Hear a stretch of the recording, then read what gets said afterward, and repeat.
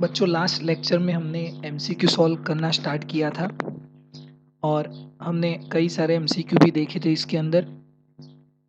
आज उससे थोड़े आगे के एमसीक्यू देखते हैं।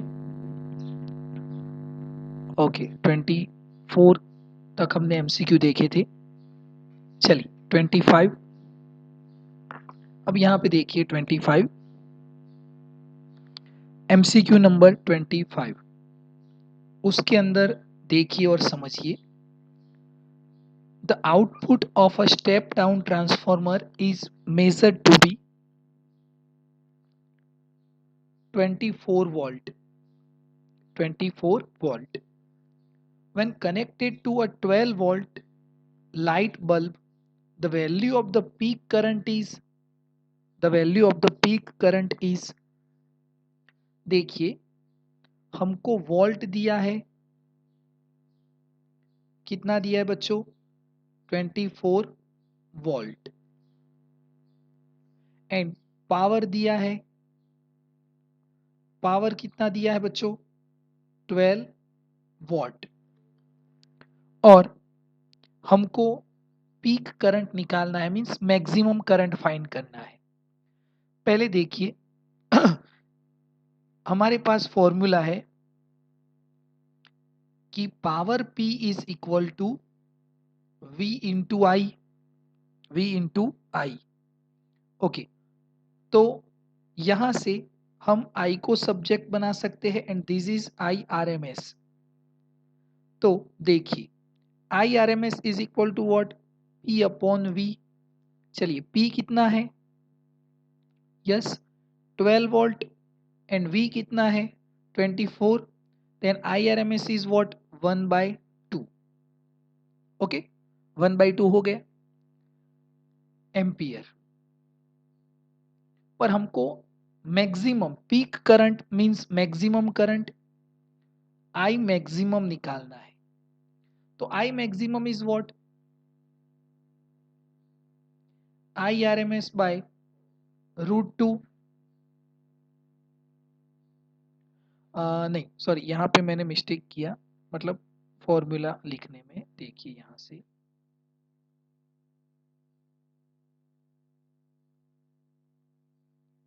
1 मिनट बच्चों, यहाँ पे हम ये फॉर्मूला होता है IRMS is equal to I maximum divide by √2।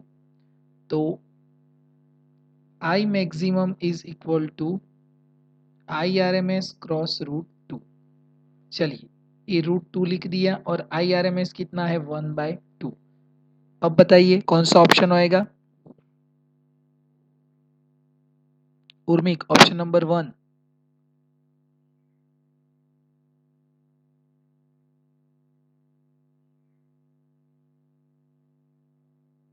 और कोई? हर्ष, ऑप्शन नंबर 1। मीत, ऑप्शन नंबर 1 बिल्कुल सही है बच्चों।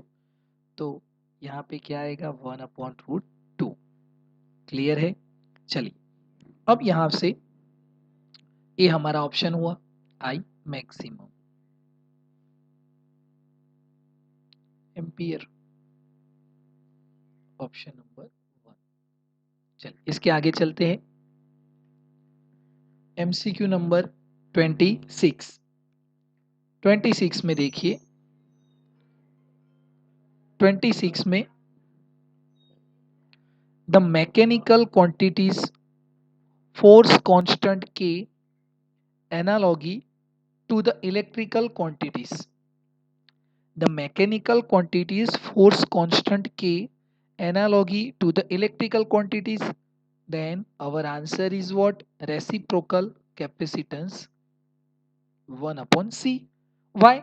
Because जब भी हम इंडक्टेंस फाइंड करेंगे तो उसके अंदर हम K यूज नहीं करते हैं। ये चार्ज है,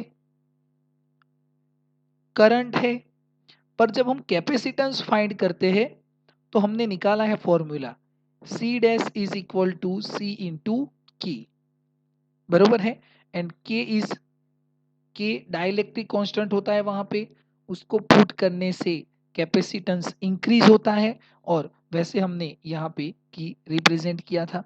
तो यहाँ पे हमारा आंसर क्या आएगा बच्चों? Reciprocal capacitance 1/c। याद रखना है आपको। ओके, इसके बाद देखते हैं क्वेश्चन नंबर 27 में देखिए,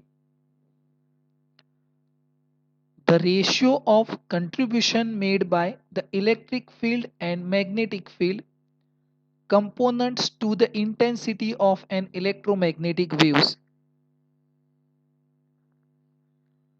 is, तो बहुत सिंपल है, ऑप्शन नंबर सी। क्यों ऑप्शन नंबर सी? तो हमको पता है कि जब भी इलेक्ट्रोमैग्नेटिक वेव्स बनते हैं तो उस वेव्स के अंदर जो एनर्जी होती है वो इलेक्ट्रिक फील्ड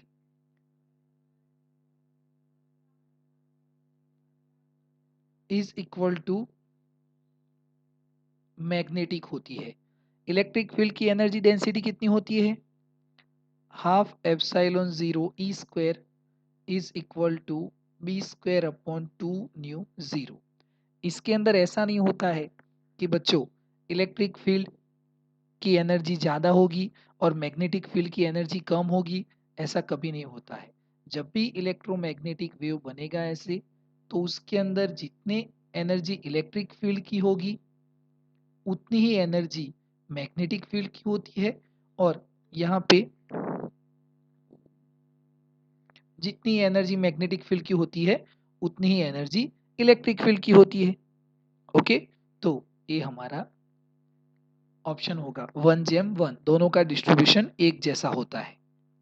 ओके, चलिए इसके बाद क्वेश्चन नंबर 28 में देखिए, the electric field intensity by the radiation coming from 100 watt bulb at a 3 meter distance is E। देखिए ये बल्ब है, यहाँ पे ये बल्ब 100 वॉट का है और यहाँ से 3 मीटर की दूरी पे इस बल्ब की इंटेंसिटी हमको मिलती है E। The electric field intensity produced by the radiation coming from 50 what bulb at the same distance. अब हमने यहाँ पे दूसरा बल्ब रखा और इसका वॉट कितना है? 50 वॉट। ये भी सेम डिस्टेंस पे रखा 3 मीटर पे, तो इसकी इंटेंसिटी कितनी होगी ये हमको निकालनी है।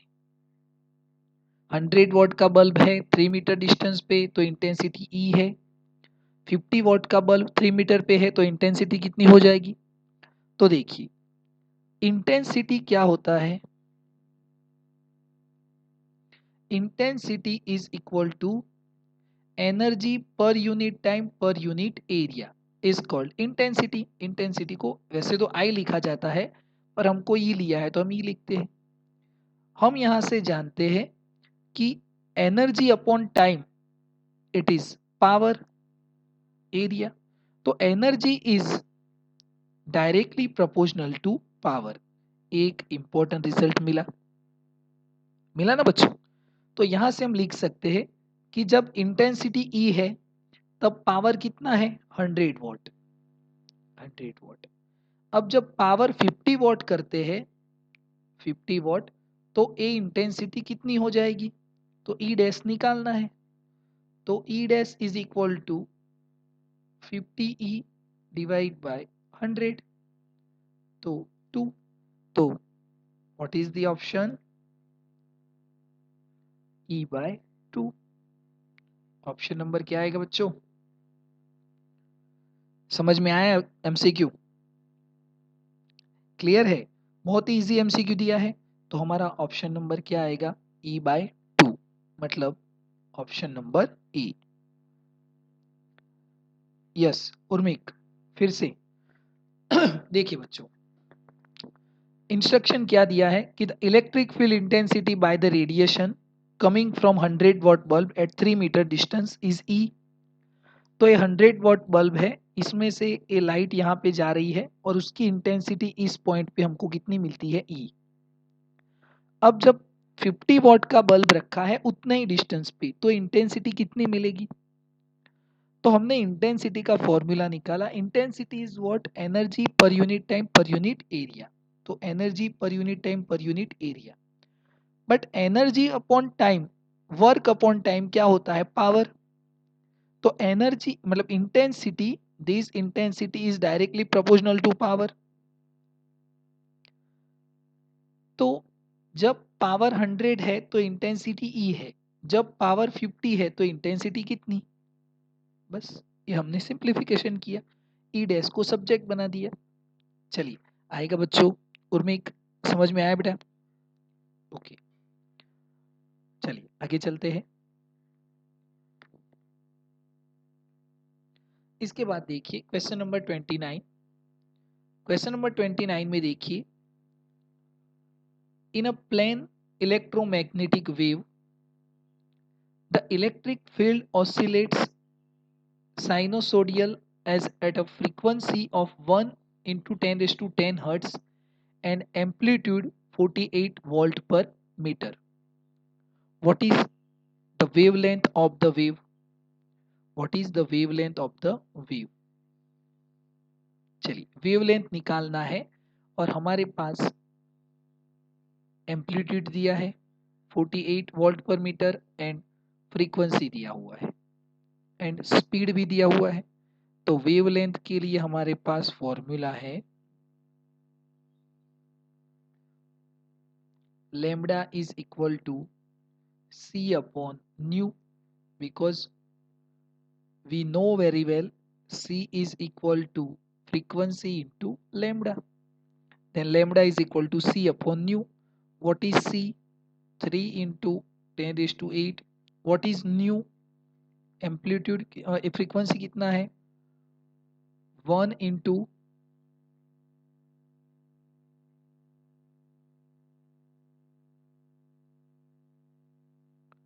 10 raised to 10।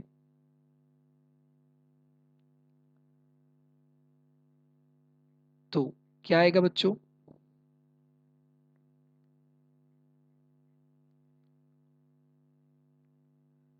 3 into 10 raised to -2 metre. आप बोलोगे कि सर ऐसे ऑप्शन नहीं है, तो यहाँ पे प्रिंटिंग मिस्टेक है गुजराती मीडियम में। ये बिल्कुल सही ऑप्शन दिए है, बरोबर है। तो हमारा ऑप्शन ये आएगा, क्योंकि ये तो सिंपल है। वेवलेंथ निकालने के लिए तो यही फॉर्मूला है, lambda is equal to c upon nu. चलिए याद रखना बच्चों, क्लियर है? आएगा समझ में? तो this is our answer, 3 into 10⁻² metre. ये इसमें मिस्टेक है, गुजराती मीडियम और इंग्लिश मीडियम में कई सारे क्वेश्चन में ऑल्टरनेट कर दिया हुआ है, तो याद रखिए बच्चों। इसके बाद क्वेश्चन नंबर 30। क्वेश्चन नंबर 30 में देखिए, if lower half of a concave mirror is black, then देखिए ए एक कॉन्केव मिरर है,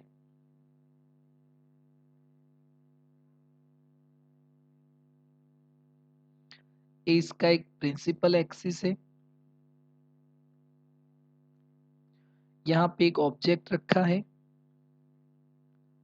दिस इज ऑब्जेक्ट।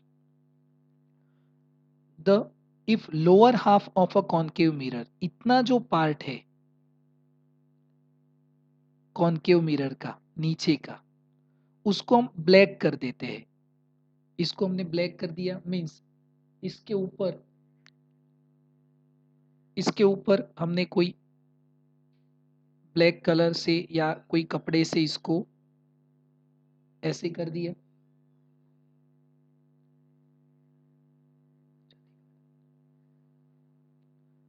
अब इसमें से ये लाइट ऐसे जा रही है, एक रेज ऐसे गया, ए यहां से निकला, ए रेज ऐसे गया, यहां से निकला। ओके, तो अब इसके ऑप्शन समझिए। Image distance increase, image distance decrease, image intensity increase, image intensity decrease. तो याद रखिए बच्चों, ये जो इमेज डिस्टेंस है वो तो ऑब्जेक्ट के डिस्टेंस पे डिपेंड करता है। आपको पता है कि ऑब्जेक्ट को किस जगह पे रखने से उसका इमेज कहाँ पे बनता है। तो इसको ब्लैक कर देने से इमेज डिस्टेंस में कोई चेंज नहीं आता। इमेज डिस्टेंस तब चेंज होगा जब हम ऑब्जेक्ट डिस्टेंस को चेंज करेंगे। तो ये दोनों ऑप्शन तो नहीं आएंगे। पर याद रखिए, पहले इस ऑब्जेक्ट में से 100 रेस जा रहे थे और यहाँ पे इमेज बना रहे थे। अब कितने जा रहे हैं? तो अभी भी उतने ही जा रहे हैं, पर जो इस पार्ट में अट्रैक्ट होंगे, मतलब इस पार्ट के इस ऊपर के पार्ट को स्ट्राइक करेंगे, वही यहाँ पे इमेज बनाएंगे। तो ये इमेज का इंटेंसिटी क्या हो जाएगा बच्चों? डिक्रीज हो जाएगा। अभी समझ में आया? पहले 100 रेज से इमेज बन रहा था, अभी 50 रेज से इमेज बन रहा है, तो इमेज की इंटेंसिटी क्या हो जाएगी? डिक्रीज हो जाएगी। चलिए, इसमें समझ में आया हर किसी को? यस और नो? यस।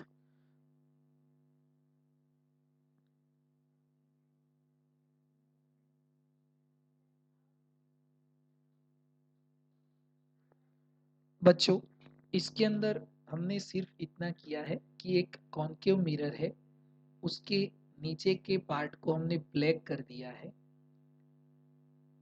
तो आपको पता है कि जो ब्लैक बॉडी होता है वो 100% एब्जॉर्ब करता है, मतलब यहाँ से कोई भी रेज रिफ्लेक्ट नहीं होगी। तो जितने रेज ये ऊपर के पार्ट को स्ट्राइक करेंगे वहीं यहाँ पे इमेज बनाएंगे। तो पहले 100 स्ट्राइक कर रहे थे पूरे मिरर को, तो इमेज अच्छा दिख रहा था। अब 50 स्ट्राइक कर रहे हैं, क्योंकि 50 तो यहाँ पे एब्जॉर्ब हो जाएंगे, तो जो इमेज बनेगा उसका इंटेंसिटी क्या हो जाएगा ईशा? डिक्रीज हो जाएगा। क्लियर है? चलिए, तो हमारा ऑप्शन नंबर डी आएगा। इसके बाद क्वेश्चन नंबर 31 में देखिए बच्चों, when a light wave travels from air to glass, when a light wave travels from air to glass, देखिए ये एयर है, ये ग्लास है। एयर का रिफ्रैक्टिव इंडेक्स 1, ग्लास का रिफ्रैक्टिव इंडेक्स 1.5। ए रेज ऐसे जा रहा था और ये ऐसे आ गया। ओके, अब हमको पता है कि जिसका रिफ्रैक्टिव इंडेक्स ज्यादा होता है उसकी वेवलेंथ कम होती है, क्योंकि हम जानते हैं ये प्रिज्म है। प्रिज्म के अंदर आपने एक रेज एंटर किया, ए रेज को यहाँ पे जाना था, पर हमने देखा कि यहाँ से ए जो रेज मिलते हैं 1, 2, 3, 4, 5, 6, 7, ये सबसे ऊपर रेड होता है और सबसे नीचे वायोलेट। तो वायोलेट कितना रिफ्रैक्ट हुआ, कितना बेंड हुआ? इतना। और रेड कितना हुआ? इतना, अपने ओरिजिनल पाथ से। तो हमको पता है कि इसका जो रिफ्रैक्शन है वो कम है, पर इसकी वेवलेंथ ज्यादा है। ओके, और इसका रिफ्रैक्शन ज्यादा है पर इसकी वेवलेंथ कम है। तो जिसका रिफ्रैक्टिव इंडेक्स ज्यादा होता है उसकी वेवलेंथ कम होती है। तो देखिए, when a light wave travels from air to glass, ए जब एयर में से ग्लास में आएगा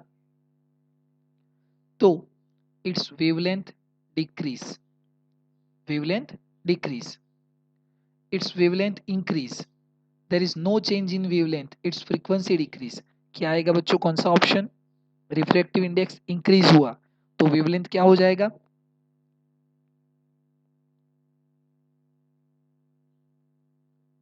option number A Harsh, very good. Decrease Esha, बरोबर है। उर्मिक, तो हमारा ऑप्शन नंबर क्या आएगा बच्चों? ऑप्शन नंबर ए, याद कर लीजिए आप, बरोबर है। चलिए, अगर ग्लास में से एयर में जाता हो तो इट्स वेवलेंथ इंक्रीज, वो तो आपको रीड करके आंसर लिखना है।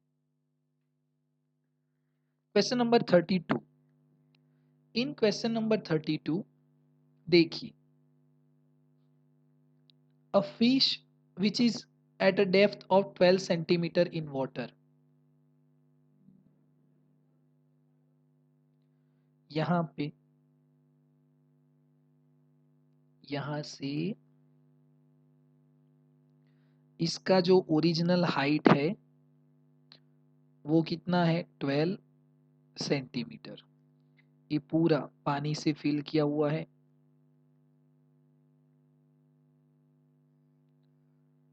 और यहाँ पे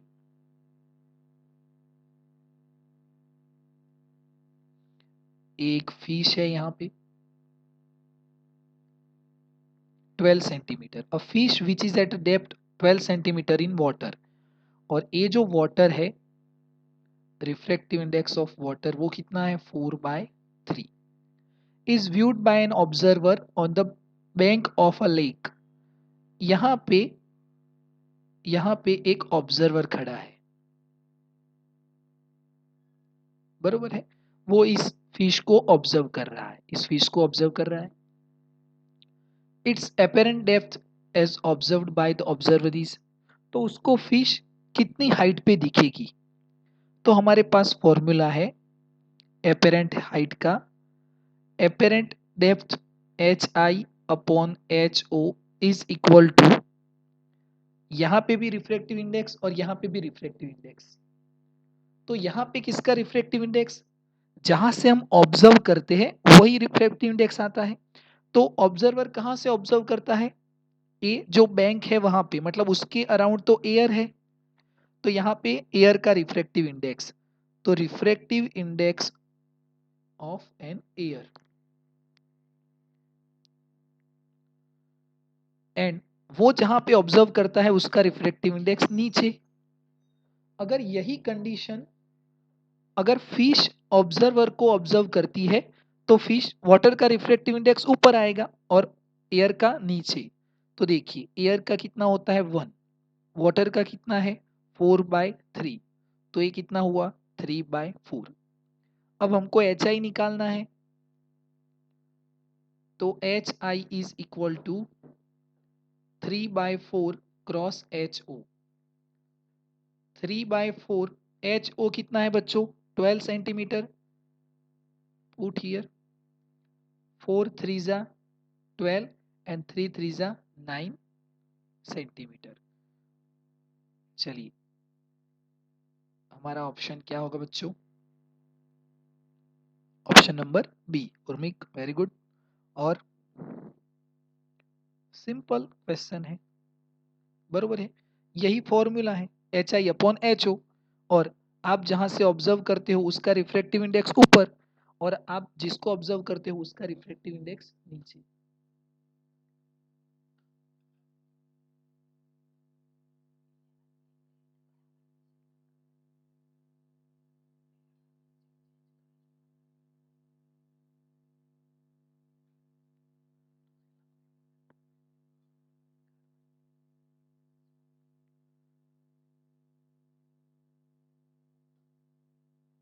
चलिए इसको देखिए बच्चों और समझिए।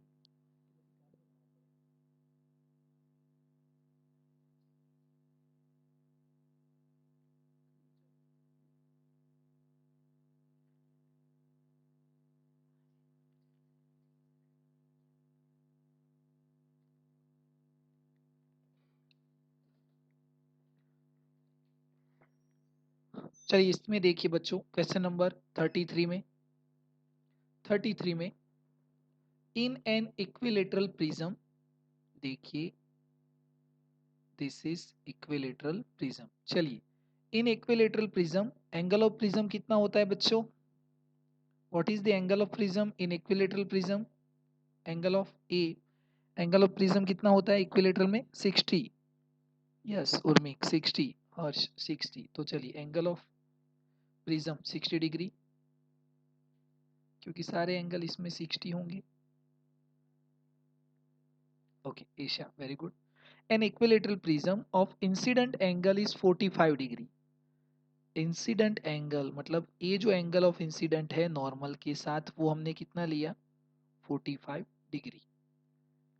Then the minimum deviation, minimum deviation हमको पता है कि मिनिमम डेविएशन क्या होता है, डेल्टा।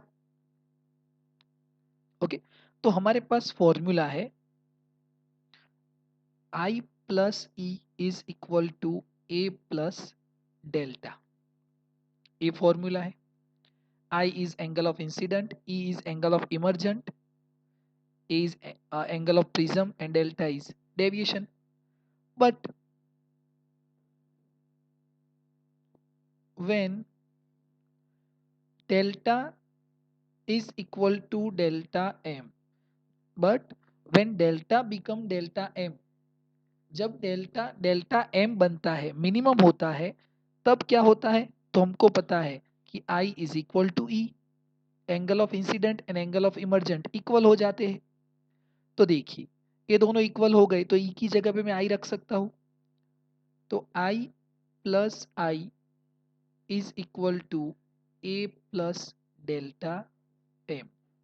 2i और इस a को यहाँ पे लेके चलते हैं तो 2i minus A is equal to angle of deviation, minimum angle of deviation. चलिए i कितना है? 45, मतलब 2i कितना होगा? 90। a कितना है? 60। And what is angle of deviation? तो minimum angle of deviation is what? क्या आएगा बच्चों?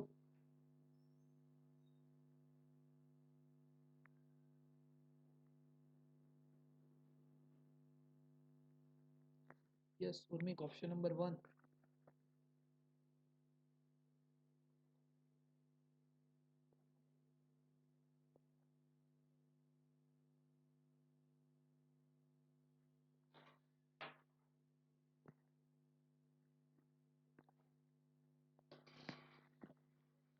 वेरी गुड बच्चों। क्या आएगा यहाँ पे? 30 डिग्री। तो याद कर लीजिए इस फॉर्मूला को। क्लियर है? चलिए इसके बाद, यस,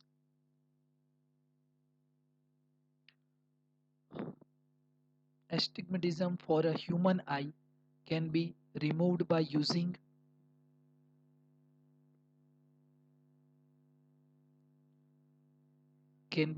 by using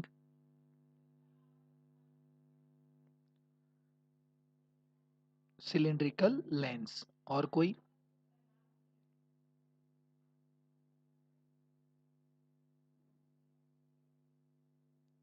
सही है बच्चों, बरोबर है।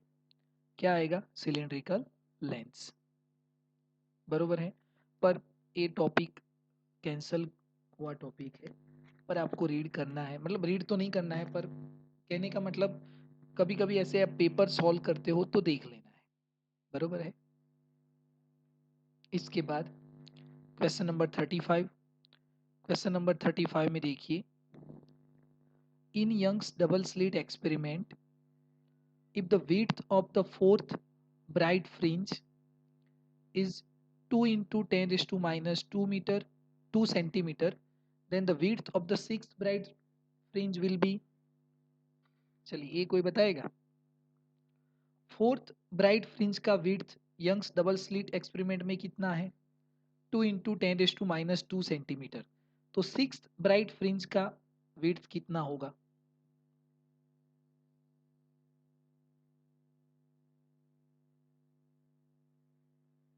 Same, very good Urmik. क्या आएगा?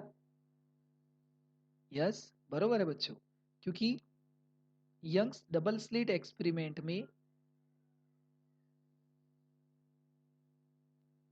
Young's double slit experiment all ऑल fringes have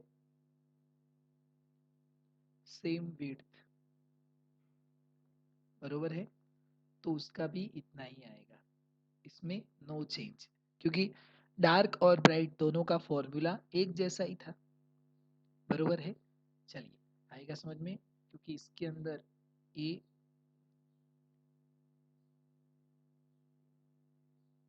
एक जैसे ऐसे विड्थ रहते हैं।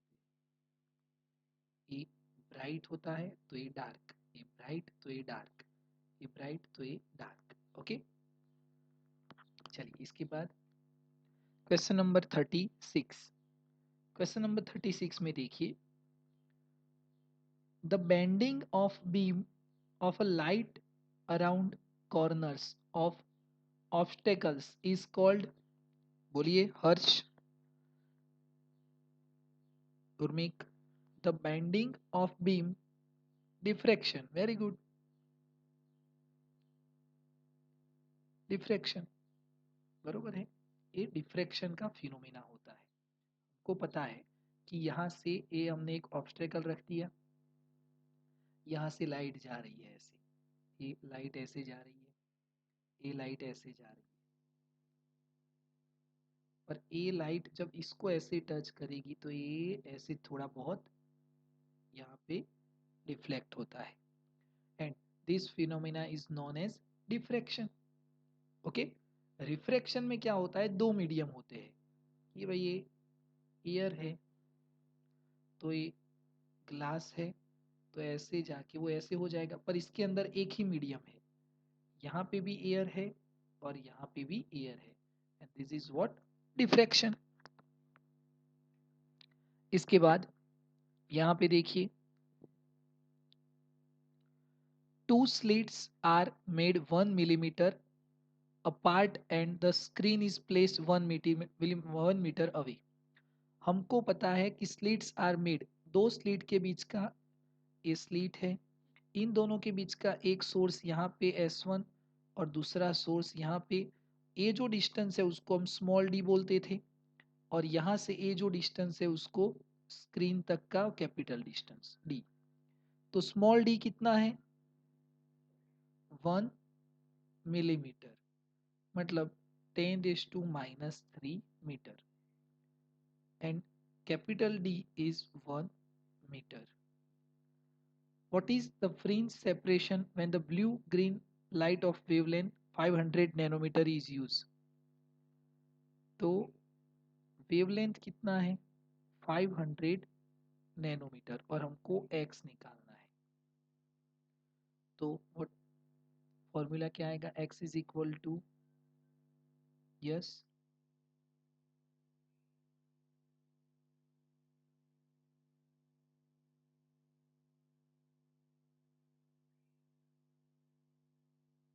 बताइए बच्चों, स्मॉल डी ऊपर आएगा कि कैपिटल डी,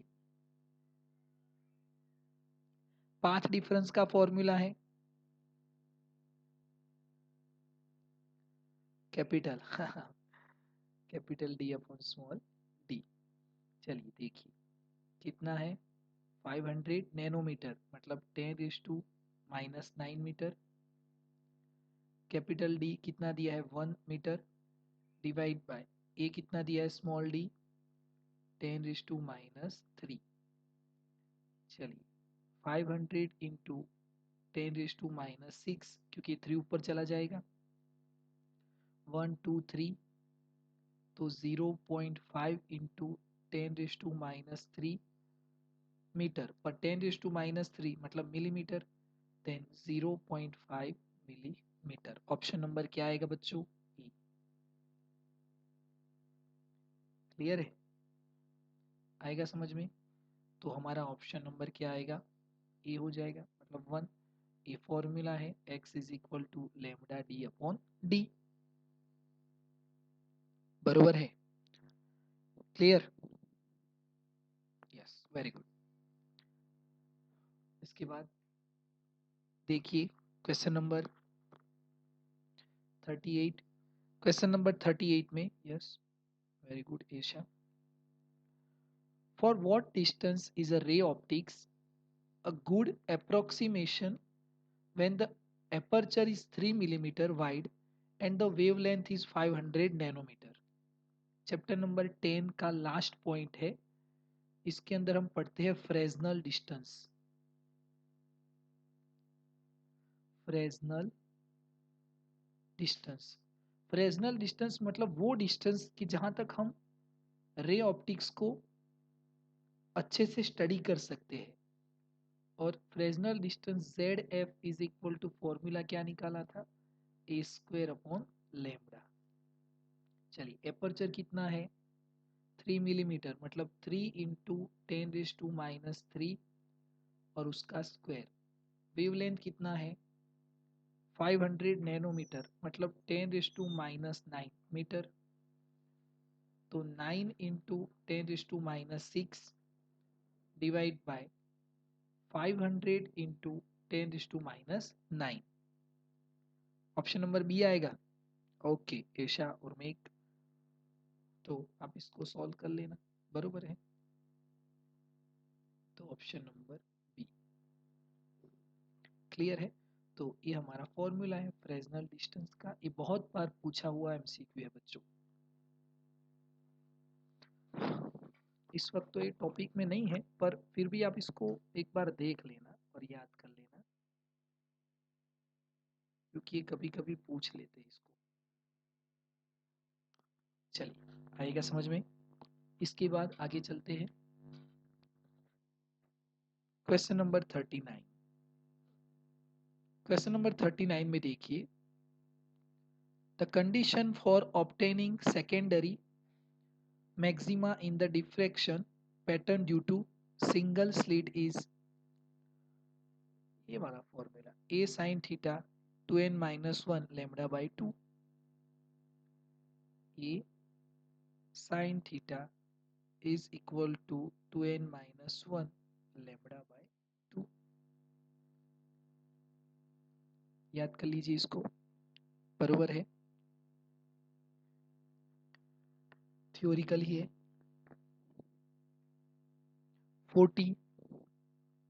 40 में देखिए क्या आएगा, variation of photo electric current with intensity. Chapter number 11 का क्वेश्चन है, chapter number 11। Urmik option number D बिल्कुल सही है बेटा। पर याद कर लीजिए चैप्टर नंबर 11 में हमने निकाला था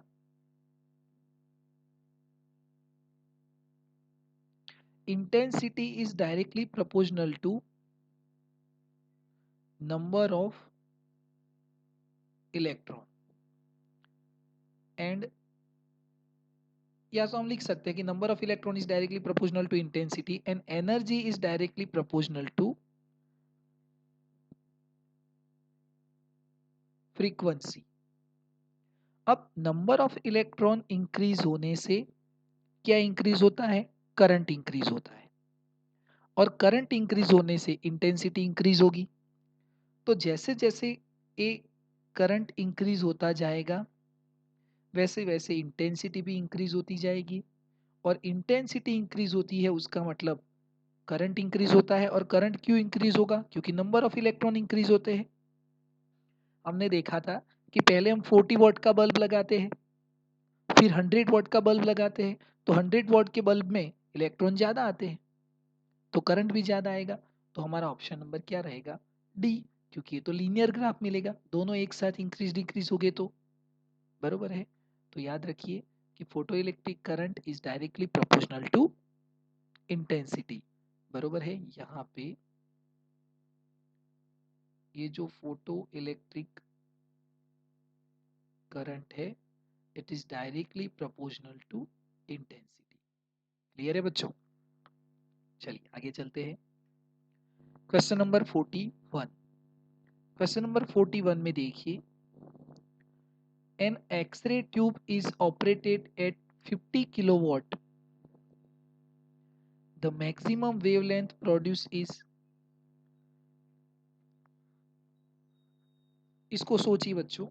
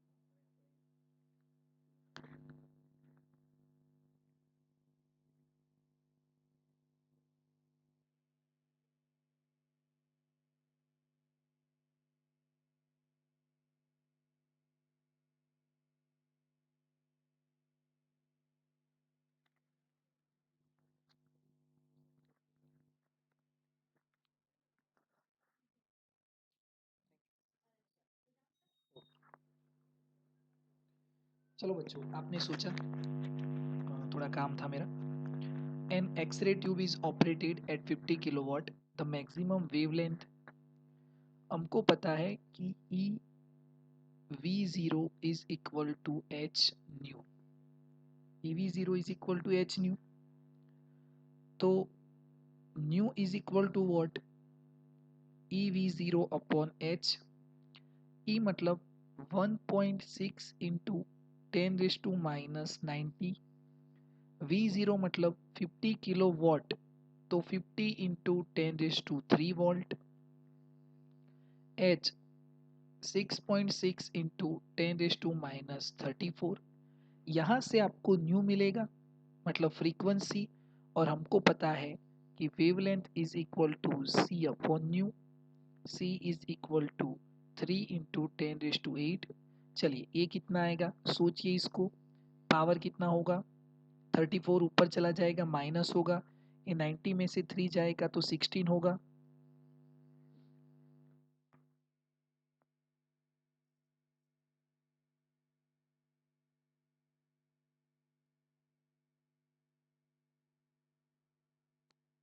ऑप्शन बी आएगा उर्मिक। ओके, आप कैलकुलेट करना, ऑप्शन नंबर बी बरोबर है बच्चों।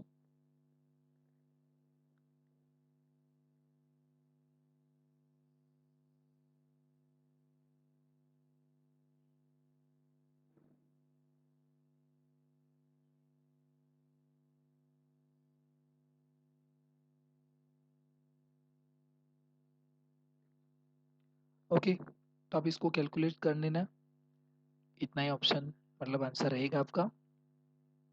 Yes, option number B Asiya. चलिए, पर फॉर्मूला ही रहेंगे, हमको तो ज़्यादातर फॉर्मूला को प्रिपेयर करने हैं और उसको समझने हैं, तो फॉर्मूला तो यही रहेंगे। इसके बाद de Broglie wavelength associated with an electron accelerating through a potential. De Broglie wavelength associated with an electron accelerating through a potential, पर पोटेंशियल दिया नहीं है, पर यहाँ पे पोटेंशियल मेरे ख्याल से 100 वोल्ट है। तो हमारे पास फॉर्मूला है कि de Broglie wavelength is equal to 227 nanometre divide by volt. तो 1.227 इंटू 10⁻⁹ मीटर, और ए वोल्ट कितना है 100, और उसका स्क्वायर रूट निकल जाएगा 10, तो 1.227 इंटू 10⁻⁹, और ये 10⁻1 होगा, वो ऊपर आएगा तो 10⁻⁻1 हो जाएगा। तो 1.227 इंटू 10⁻⁻10 मीटर, और इसको 1.227 एंगस्ट्रॉम भी कर सकते हैं, बरोबर है।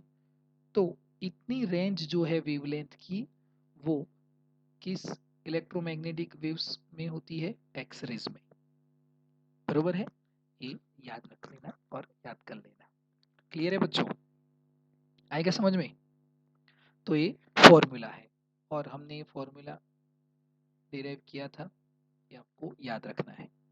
चलिए, इसके बाद question number 43। Yes Urmik, question number 43 में देखिए, if E P and E K represent potential energy and kinetic energy respectively of an orbital electron, then according to Bohr's theory. तो हमको पता है, मैंने दो फॉर्मूला निकाले हैं कि kinetic energy is equal to minus minus total energy, क्योंकि टोटल एनर्जी माइनस होती है, टोटल एनर्जी माइनस होती है, तो काइनेटिक एनर्जी क्या हो जाती है, plus, kinetic energy minus minus plus total energy. Potential energy क्या होता है, तो potential energy is equal to -2 cross kinetic energy, बरोबर है। तो यहां से ये रिलेशन होते हैं, मैंने आपको लिखवाए हैं। तो kinetic energy is equal to what, potential energy divide by -2, क्योंकि माइनस आएगा। तो हमारा ऑप्शन नंबर क्या होगा बच्चों, ऑप्शन नंबर ए आएगा समझ में। चैप्टर नंबर 13 और आई थिंक 12 जो एटम वाला चैप्टर है उसके अंदर ही हमने इसको सॉल्व किया हुआ है, बरोबर है। यस, चलिए इसके बाद देखिए, highest energy level of an electron corresponds to n is equal to infinite and it has an energy of blank electrovolt, blank electrovolt। तो highest energy level of an electron, देखिए